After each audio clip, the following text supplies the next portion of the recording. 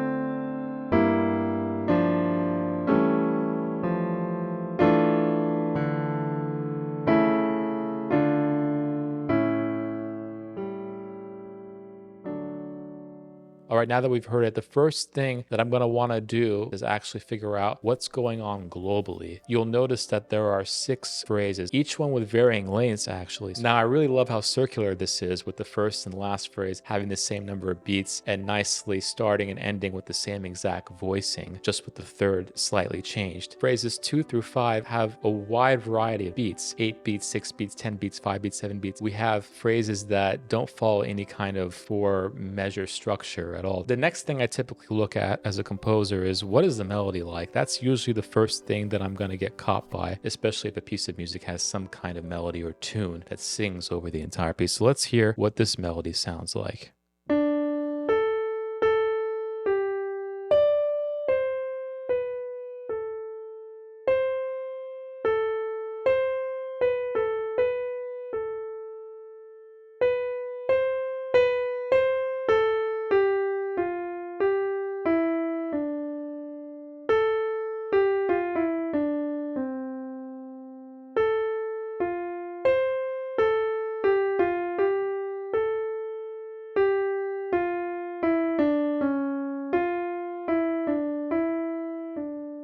Now, to be honest, the melody itself is not really that interesting. It's not something that I would remember immediately after playing it, except for the beat between beat 4 and beat 5. There's this really interesting fifth that happens.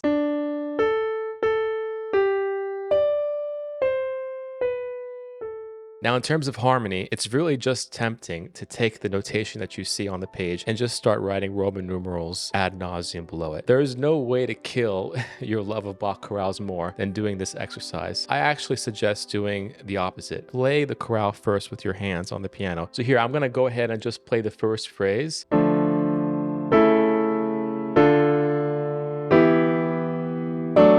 What the heck is this? What are we doing?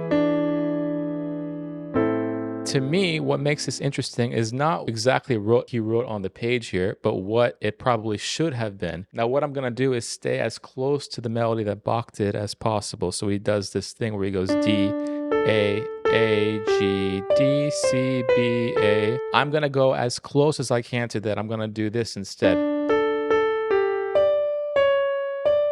which is what I would have expected. I would have expected an authentic cadence in D minor instead of going to A minor. So let me show you what this would have sounded like.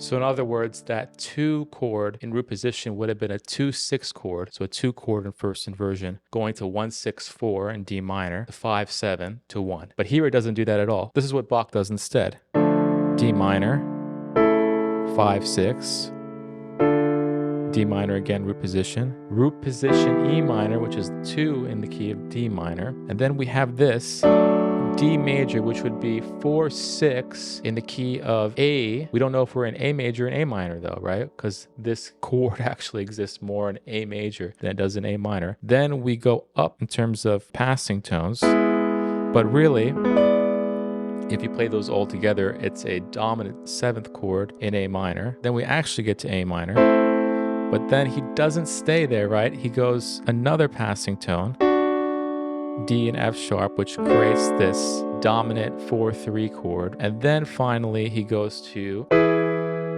E major, has that 7th passing tone there, and then A minor. Now, besides the harmony, there are a couple other things that I really love about what Bach is doing. And I kind of alluded to this earlier with this melody.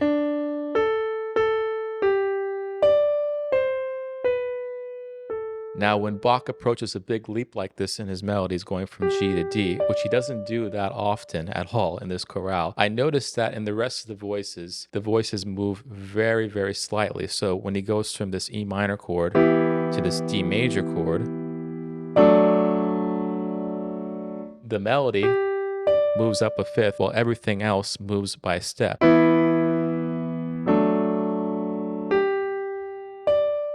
The second big takeaway I got out of this is what the bass line is doing. So listen to this.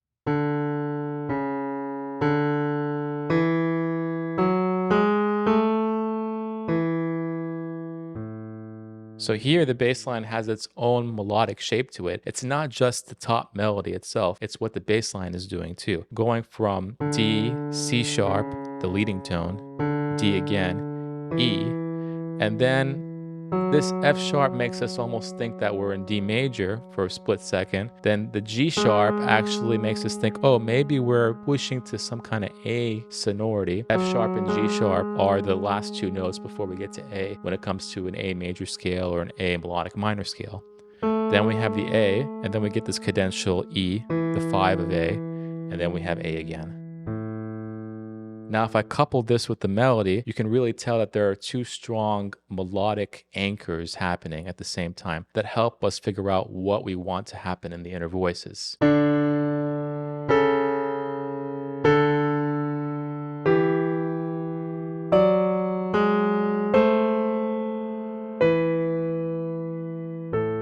So you'll notice that there is contrary motion from the very beginning. You have this D in unison, and then the bass line goes down, the melody goes up at different intervals. The bottom is by a second, the top is by a fifth, and then the top note stays the same. The bottom note goes up, the top note goes down, the bottom note goes up. Then the top note goes really up, and the bottom note just goes a little bit up. Then we have a passing tone, and then the bass line goes up while the melody goes down.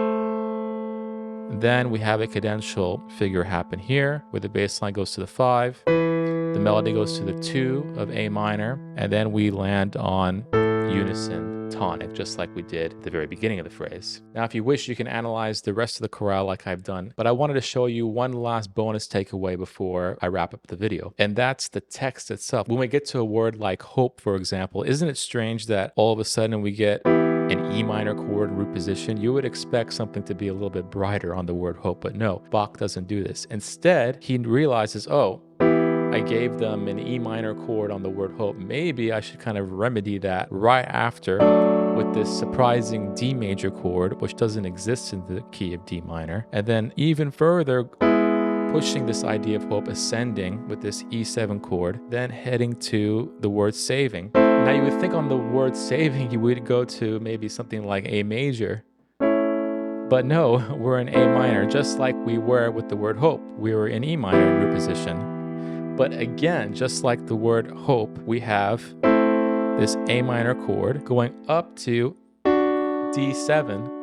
So this kind of more happy sounding thing. And then on the syllable ing, we have E major, 7, And then again, on a word like light, you would think light would be in a major key. No, it's A minor again. So it's crazy to me. Bach is subverting our expectations. You would think on the words hope, saving, especially the first part of saving, and light, we would have major chords. That would make sense, right? But no, he's saving these more major sonorities for kind of the offbeat parts. So my main takeaway here is it's not just enough to do a simple kind of Roman analysis of what's going on in a piece like this. What are some of the other things that pique your interest on kind of a visceral level? And for me, it's some of these chord progressions specifically. It's the way the melody jumps while other voices are moving in more of a stepwise motion. And then finally, it's how does the text interact with what's going on in the music itself. And if you like this video, I have a couple more over here that you might be interested in. Thank you so much for watching and see you next time.